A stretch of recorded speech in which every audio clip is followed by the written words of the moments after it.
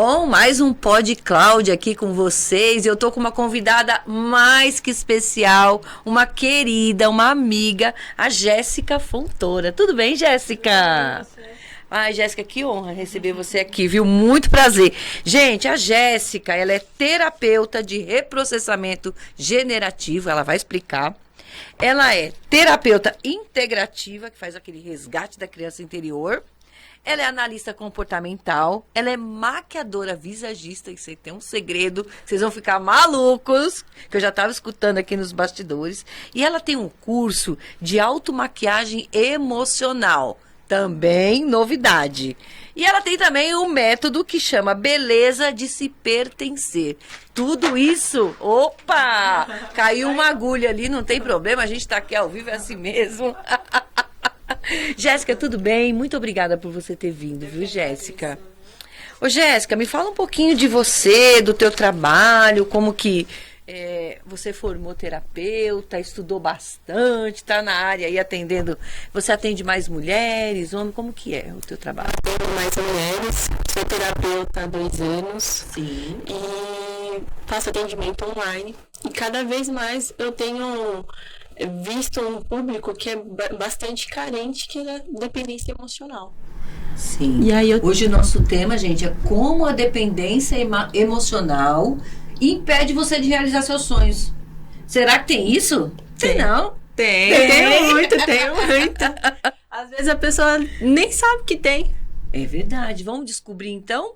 Bom, vou começar aqui com algumas perguntas. Primeira coisa, Jéssica, o que é a dependência emocional e quais são os sintomas da dependência emocional? A dependência emocional é quando a pessoa, ela pega e fica carente do outro. Ela precisa dessa necessidade de colocar as coisas do outro em primeiro lugar. Então, ela sente muito ciúmes, tentativa de controlar o parceiro. Aqui, por exemplo, dos sonhos, a gente até pode colocar assim que ela também tem receio do término. Então, como ela tem um receio do término, ela também tem receio de terminar relacionamentos e parcerias. Então, pode acontecer em parcerias empresariais também, em trabalho. Então, ela tem esse receio, então ela vai fazer de tudo para que não acabe, porque ela vê a felicidade dela como a outra pessoa estivesse responsável por isso. Nossa, gente, então é como se ela colocasse toda a vida dela na mão do outro, é isso? Isso, toda Resumindo. a vida dela na mão do outro. E faz aquele controle. Sim, exatamente. E ela usa, assim, ela busca aprovação, ela busca reconhecimento, ela tem uma falta de autonomia. Por isso que, para os sonhos, para conseguir conquistar, realizar sonhos, é muito difícil para uma pessoa que tem a dependência emocional. E como que eu identifico, assim, uma dependência emocional? Você vai reparar nesses sintomas. Então, a pessoa, primeiramente, quando ela consegue reconhecer esse sintoma, já é um primeiro passo para ela conseguir resolver sobre isso. Então, ela vê que ela não tem autonomia. Tudo pergunta pro outro, é aquela pessoa que, tudo pergunta, tudo precisa da aprovação do outro? Seria isso, Jéssica? Isso. Tudo que, qualquer coisa. Vai pedir, vamos para qualquer lugar. Você escolhe. Aquela pessoa aqui, aceita tudo. Tudo bem, deixa assim. Deixa isso acontecer. Ele, é porque ele quer, é porque ela quer. E aí, sempre não fala nada. Aquela pessoa que você fala assim, nossa, não tem voz pra nada. Não tem comando pra coisa nenhuma. Ela nem decide, né? Não decide. Como que chega nesse ponto, hein, Jéssica? Me conta. Olha, eu curiosa aqui, né? Tudo isso vem assim vem lá da infância. Então, às vezes, a pessoa, ela teve um relacionamento... Aliás, teve uma infância traumatizada. Teve excessos. Tanto excesso de cuidado, pode levar a uma dependência emocional. Não, mas eu cuido direitinho, faz tudo, dá de tudo e ainda fica com dependência. A cria ainda fica com dependência emocional. Aí não dá. Bom, as mãezinhas já vão cortar tudo. É que existe assim, tudo em excesso é ruim. Sim. Tudo em excesso é ruim. Então, a proteção demais em excesso é ruim. Olha, eu trabalhei numa escola há um tempo. Tá. Em berçário. E aí, o que acontecia? As crianças queriam andar e, às vezes, as mães, como presenciando aqueles momentos, elas... Ai, não pode deixar meu filho cair, não pode deixar meu filho cair. Ai, se meu filho... O que os pais podem fazer? Colocar ele num negócio de proteger, colocar cercado. Mas os filhos vão cair. Se quer aprender a andar, os filhos vão cair. Entendi. Então, quando há uma super proteção de não vai sair de casa, não vai ter autonomia, aí vou dar comida na boca, isso acontece, é real. Às vezes a gente pode parecer, nossa, minha realidade não, mas é real, acontece. Real. E aí, o que acontece? Deixa a criança numa bolha. Dependente total da mãe, do pai, de quem cuida. Não dá independência. Exatamente. Aí, o que acontece? Se não der independência, ela se sente incapaz. Nossa, faz Pô, sentido. E aí, ela se sentindo incapaz de realizar qualquer tarefa, como que ela vai pro mundo? Como ela vai enfrentar os desafios de realizar os sonhos? Então, é aquela pessoa, às vezes, que tem 30, 40 anos e tá na casa da mãe. Nossa. Então, assim, o sonho e a dependência emocional, como que eles se relacionam? Nesse sentido, ela não tem autonomia para sair, para fazer, para acontecer, por conta da dependência.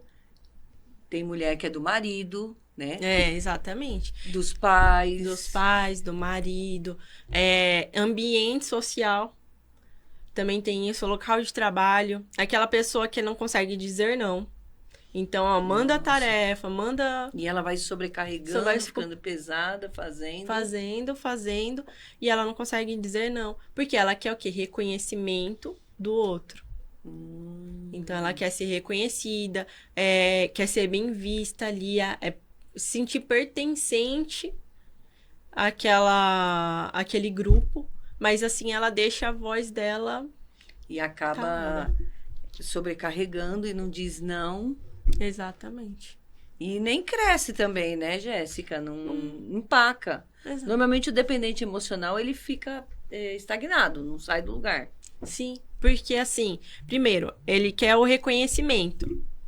Então, se ele quer o reconhecimento, ele talvez seja pessoas que sejam mesma função que ele. Por que ele vai acima dessa pessoa?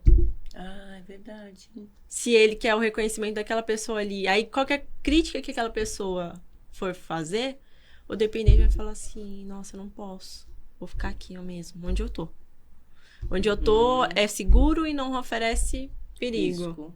Exatamente. Então, o dependente emocional acaba acontecendo isso também. E me fala uma coisa, no caso, vamos cutucar a Jéssica aqui, hein, gente, que o assunto tá bom. No caso das mulheres, dos maridos com namorados, até tem com amiga também? Tem. Conta tudo pra nós.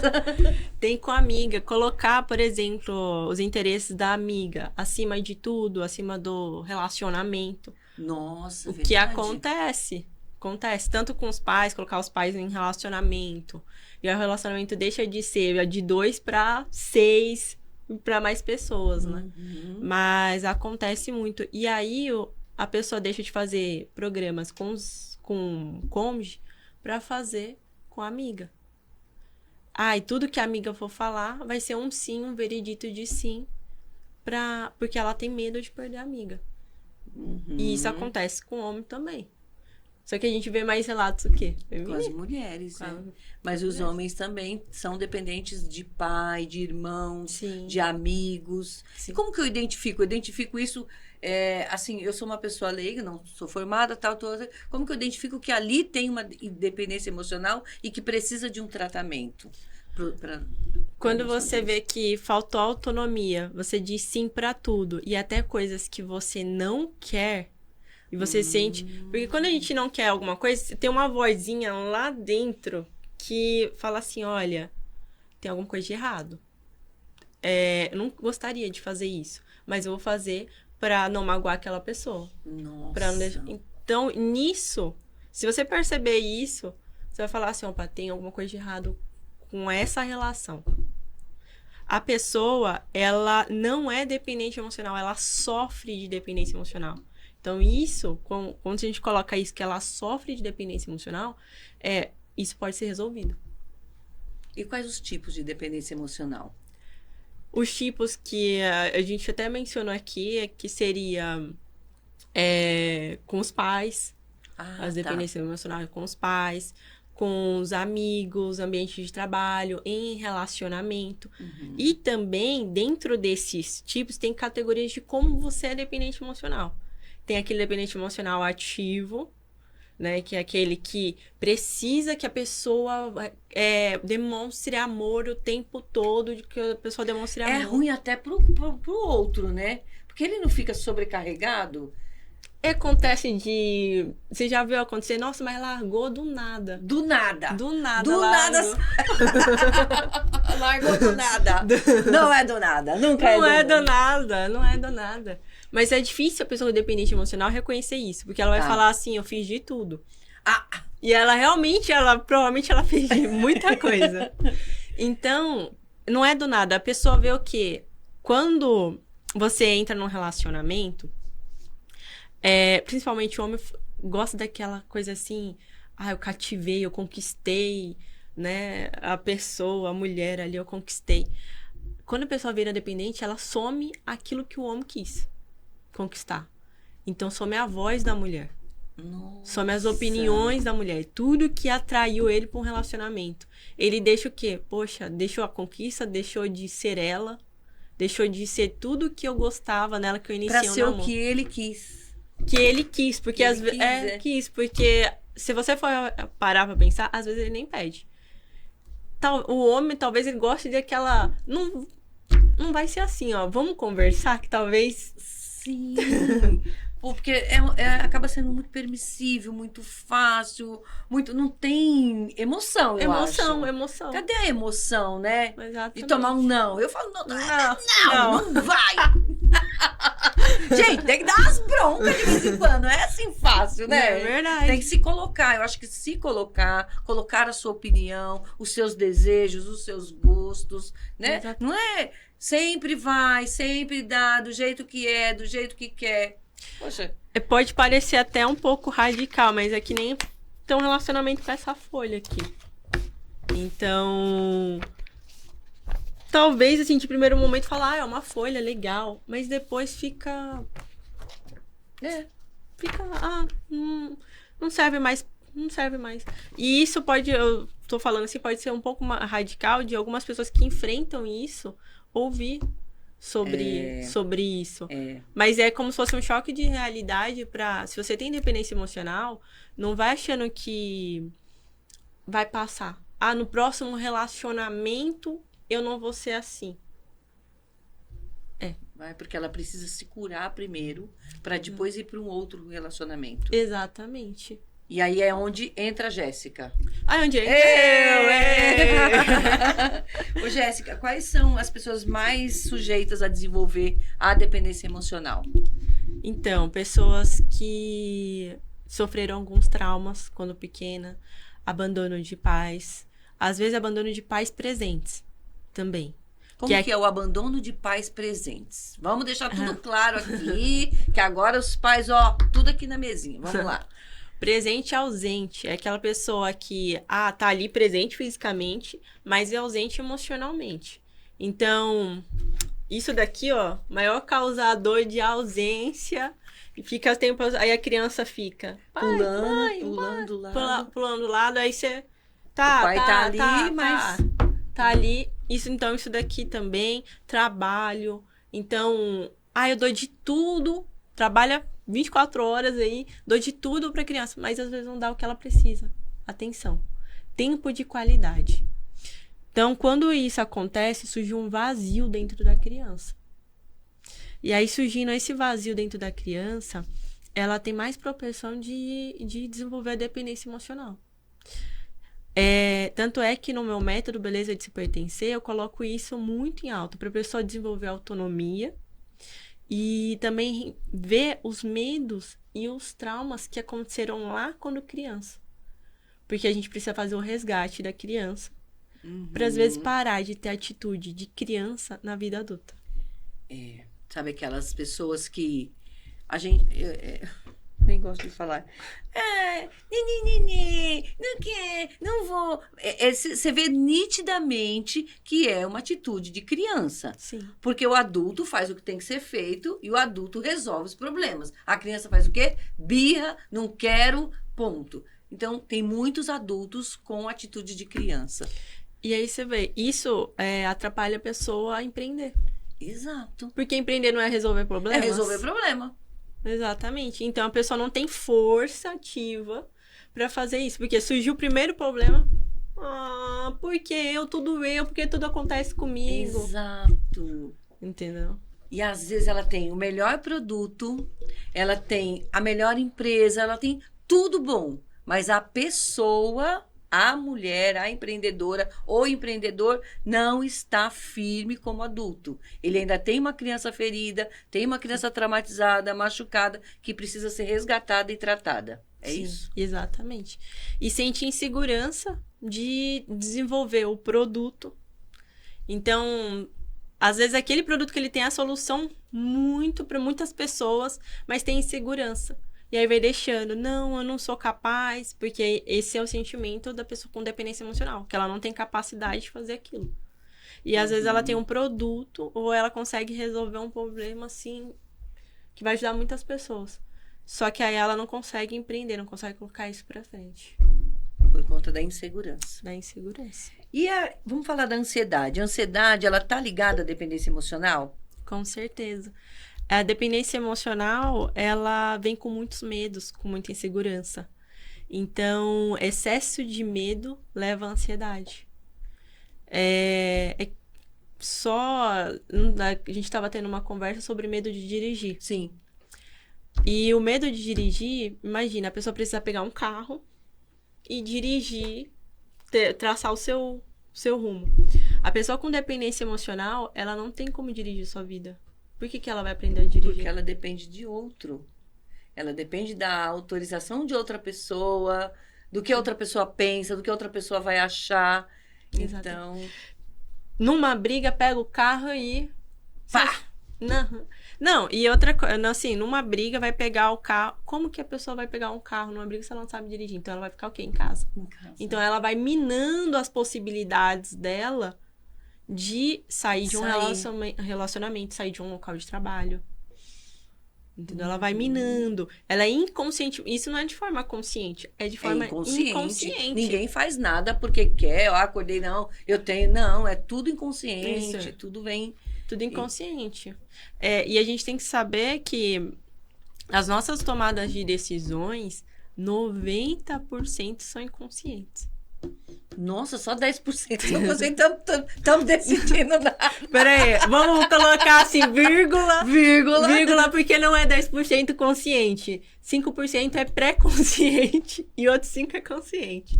Gente, estamos valendo nada, né? Tudo inconsciente. É por isso que tem que ter o quê? Um terapeuta, especialista, que cuida, que trata. Como que você faz esse tratamento com os seus pacientes, Jéssica? Nós, na primeira avaliação, temos aí uma conversa, então perguntas, é questão de avaliar, a avaliação mesmo. Então, eu faço algumas perguntas, vão respondendo. Normalmente, a pessoa chega falando que tem, ou ela chega com uma queixa? Ela chega com uma queixa. Ah, tá. E aí você, através da queixa, da avaliação, da conversa, chega no diagnóstico. Isso. Porque, assim, o que mais aparece eu só entro em relacionamento furado. Você só entra em relacionamento furado? Ponto, Jéssica vai responder. Então, a pessoa que ela chega com problema, eu só entro em relacionamento furado, possivelmente ela tem uma dependência emocional. Então, a gente vê o tipo de dependência emocional e os traumas. Então, por exemplo, quase não sai, hein? Eu sempre pergunto se a pessoa, ela tem algum trauma na infância, como eram os relacionamentos dos pais dela, porque a pessoa tende a repetir e a generalizar. Isso é totalmente de forma inconsciente. Então, como ela tende a repetir, a generalizar esses... Repetir, ela repete o relacionamento dos pais. Isso. E generalizar, ela acha que todo mundo vai ser assim. É isso, de forma inconsciente. É que nem... Por que eu vou num campo minado desconhecido se eu posso ir nesse conhecido? Isso inconscientemente. Então, ela vai começar a ter uma dependência emocional, já que ela tem um trauma lá na infância. E aí ela vai colocar a felicidade dela na outra pessoa. Então, ela vai entrar num relacionamento que ela vai sentir carente. E vai querer amor, amor, amor. E a outra pessoa não vai conseguir dar o amor que ela espera, porque é incessantemente. É como se ela estivesse sugando a outra pessoa. Então, ela vai querer amor, demonstração de carinho. Isso é muito sério, gente, porque você sobrecarrega o outro. Sim. Por conta de um problema. É um problema, precisa ser resolvido, precisa ser tratado. É muito sério. Sim. Então, se você hoje está nos ouvindo e percebe, porque é perceptível, né? Sim. Jéssica, percebe que existe esse excesso, todo o excesso de outras pessoas, aconselha, indica, né, de uma forma, como que a pessoa pode falar para o outro, procurar um tratamento de uma forma que não seja tão ofensiva? Porque já vai, tá achando que eu sou louca? Que é a primeira coisa que fala, vocês são fogo, viu? De uma forma assim mais delicada. Mais delicada. Então, amiga, seria bom você passar num profissional só para conseguir ver certinho se tem algumas coisas que você pode melhorar, coisas que você talvez não precise aceitar do outro e conseguir se posicionar. Porque quando você entra num relacionamento tanto abusivo ou como você tem uma dependência emocional, você não consegue impor o que você deseja. Porque você tem medo de desagradar o outro. Então, você tem medo de perder sua felicidade. E então a pessoa ela vai, não, eu preciso. Quando acontece um término, ela fala, não, eu preciso mesmo disso. Entendi. O problema é que a pessoa com dependência emocional, ela já termina já com um relacionamento no foco. Então ela termina um relacionamento já tendo outra pessoa para substituir. Porque ela não consegue ficar muito tempo sozinha e já precisa de outro para depender e assim vai. Sim. Eu não prego a bandeira da solitude. Sim. Não prego a bandeira da solitude. Porque eu sei que tem pessoas que elas não gostam de ficar sozinhas. Eu mesmo tenho um traço que não gosto de ficar sozinha. Mas por quê? Eu gosto de companhia, eu gosto de pessoas, eu gosto de estar aqui, eu gosto de conhecer você. Então, eu me recarrego com pessoas. Sim. Diferente, quando eu estou isolada, eu não me recarrego. Entendi. Mas com pessoas, sim. Então, por isso que eu não prego... Dessa energia, dessa força de Exatamente. pessoas. O meu noivo já não. Se ele tiver com pessoas, a energia dele cai. Ele é o que recarrega a energia sozinho. Sim. Então, você vê que quando você tá em sessão, quando eu vou fazer uma avaliação, eu vejo isso também. Entendi. Por isso que eu falo que eu não prego a bandeira da solitude.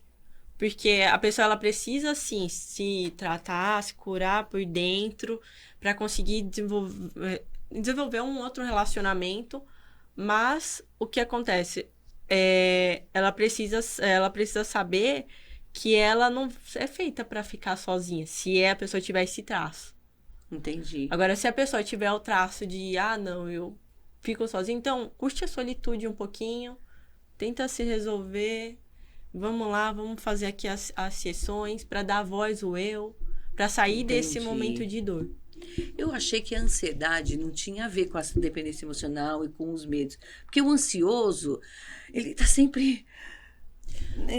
Não parece que ele é um dependente emocional. O ansioso parece que ele quer tudo pra ontem e não consegue. Me conta, Mas gente. deixa eu te falar, você já teve uma crise de ansiedade? Já.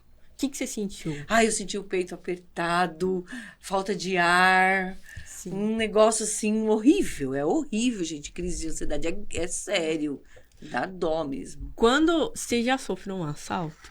Perdão. Já sofri um assalto. O que você sentiu quando você sofreu um assalto? Nossa, uma adrenalina, uma tensão, nervoso, uma paralisia, uma impotência. É horrível, é horrível.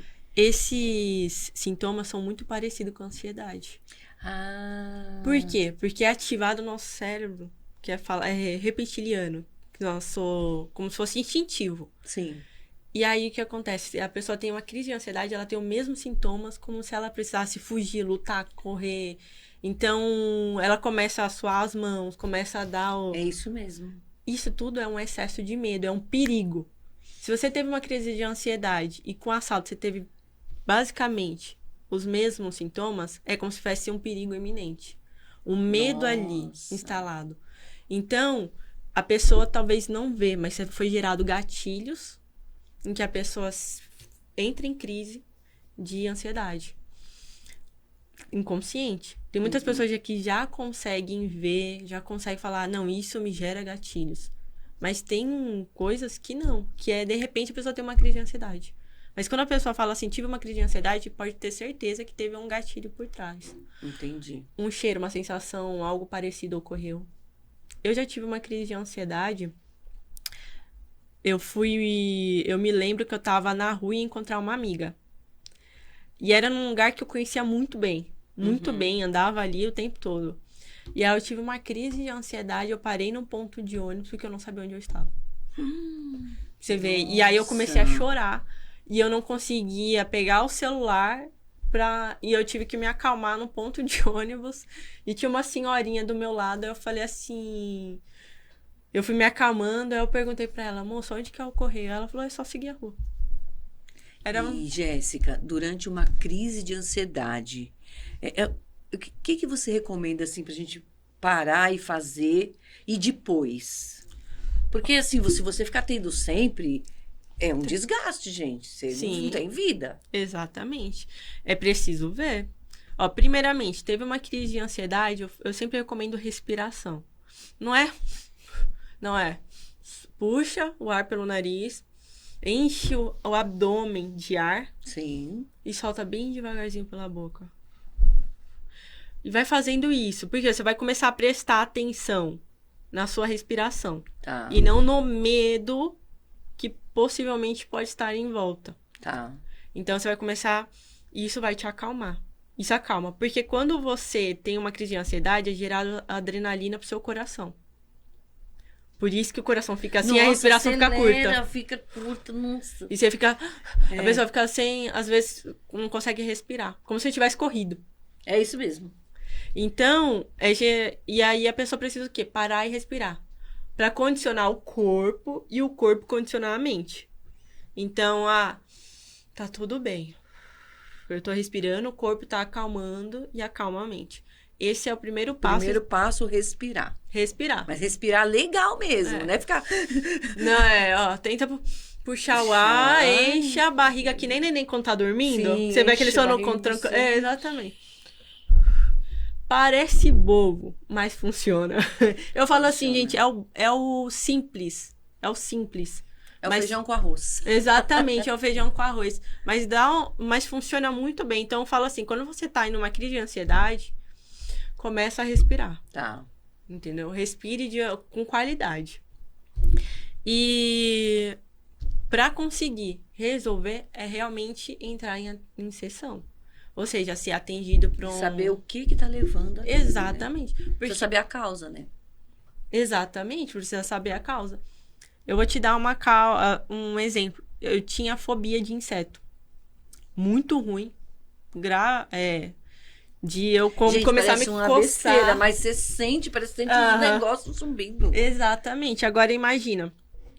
Quando eu fui fazer a terapia, eu passo ainda pro profissional terapeuta, e eu comecei a descobrir algumas causas por que eu tinha medo do inseto. Não era por conta de um inseto. Eram causas emocionais que foi transferido como a aparência ali do inseto. Então, quando eu resolvi essas causas emocionais que aconteceu, eu parei de ter medo de inseto. E você é especialista em medo, né, Jéssica? Medo de dirigir, os piores medos. É o medo de falar ao público, medo de dirigir, medo de altura, medo de barata, medo de bicho. Quem mais que tem de medo aí que o povo tem? Ah, tem muitos medos. Medo de ficar sozinho também. Medo de ficar só. Isso. Você sabe qual é o medo que tá tendo agora? Que é um medo novo? Qual é o medo? Medo de ter filho. Medo de ter As filho. mulheres são com medo de ter filho. Sim, com certeza. A maternidade, às vezes, foi difícil. Não pra elas.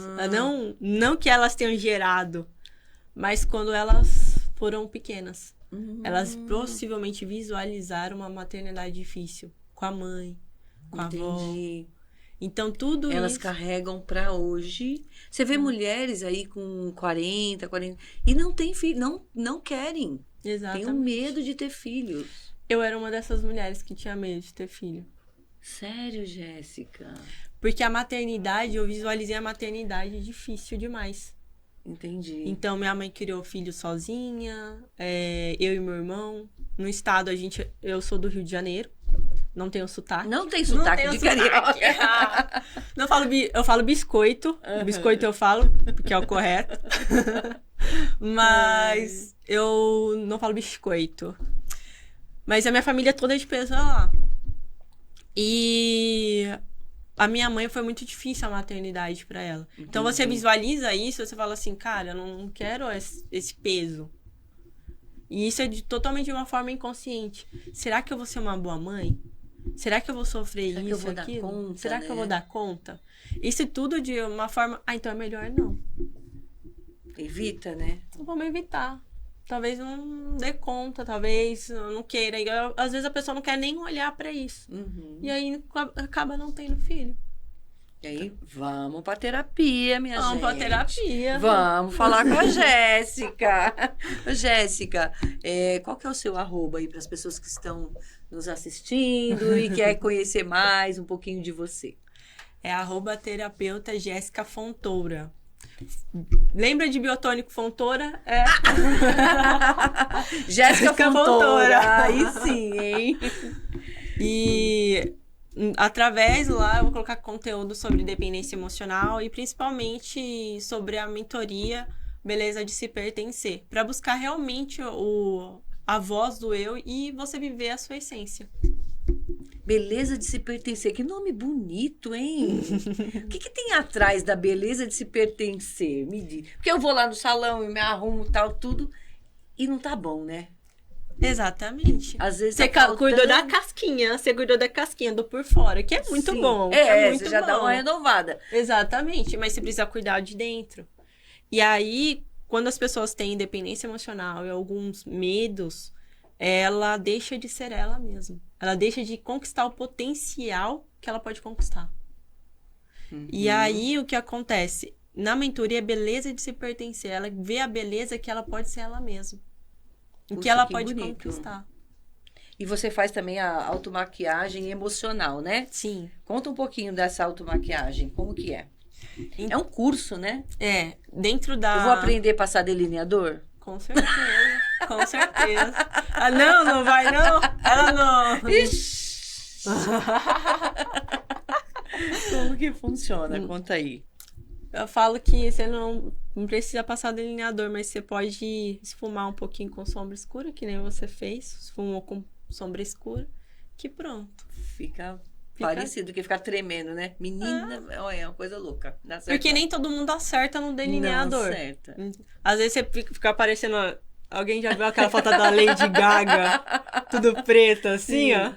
Então, às vezes fica grosso demais, entendeu? E às vezes quase erra. Um aqui, outro lá. Então, eu falo que no curso eu ensino esse esfumadinho porque fica mais fácil da pessoa fazer no dia a dia. Entendi. Entendeu?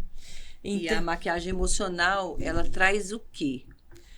Ela traz, se a pessoa quer força, então ela vai aprender a se maquiar para ela ter mais força, visivelmente ela ter mais força. A maquiagem, ela tem o poder de empoderar uma mulher. Entendi. Então a mulher se sente mais empoderada. E tem pesquisas já revelando que a mulher trabalha de forma mais produtiva maquiada. Olha, gente, que importante. Às vezes você não passa nada, sai com a cara lavada de casa, e aí? Aí sente assim, ó. Aí já chega, ai, tô morta, ai, tô morrendo. Né? Exatamente. Agora, quando ela se arruma, Fala, não, tô pronta para os desafios. Vem que vem. Vem que eu tô pronta aqui para resolver. Então, a maquiagem, ela traz disso. E às vezes eu vi essa questão da maquiagem emocional, porque eu vejo muitas pessoas se maquiando de uma forma que deixam elas desestabilizadas. Morfologicamente, falando das questões do rosto, a pessoa que aplica botox ou faz alguma rinoplastia, ela talvez mude um pouco de atitude depois que faz esses procedimentos. Harmonização. Harmonização, exatamente. Por quê? Porque ela olha no espelho e vê o quê? Talvez faz a harmonização, isso aqui fica mais... Sim. Ela vê o que? Força. Isso daqui, ó, o maxilar mais quadrado é força, é masculino isso. Entendi. Então, por isso que na mulher traz isso. O rosto mais arredondado, mais oval, traz delicadeza. As pinturas antigas tinham o quê? As mulheres, a Mona Lisa, por exemplo, rosto oval. Ou seja, aquela delicadeza ali. Entendi. Entendeu? Aquela coisa frágil. As mulheres hoje são mulheres que empreendem, mulheres que vão, mulheres que cuidam de filho, mulheres que estão o tempo todo trabalhando. E aí, às vezes, elas precisam o quê? De ver uma imagem compatível com ela. Então, por isso, ela traz a força. A sobrancelha mais... Hoje em dia, as sobrancelhas, antigamente, eram sobrancelhas finíssimas. Finíssimas. Por quê? Traziam aquela ar de delicado e sedução. Porque curvado é uma sedução. Delicado e sedução. Já grossas, que são mais hoje em dia, traz o quê? Poder. Força. Eu preciso ter força para executar. Entendi. Então, tudo isso, só que a gente trabalha dentro do curso, especificamente, assim, cada pessoa e o que ela quer, o que ela deseja. O que ela deseja. As cores também, tudo. Isso. Porque eu não posso generalizar isso. É de cada um. É de cada um. E aí você tem na sua mentoria também. Exatamente. Eita, gente, vamos sair da Jéssica tratada. Bora! Já sai, ó, por dentro, equilibrada, sem dependência emocional, sem ansiedade, livre, leve. E ainda ela vai fazer um visagismo, né? Opa! Com uma maquiagem emocional, pronto. Ninguém segura você mais, hein, mulherada? Bora procurar a Jéssica. Muito obrigada, viu?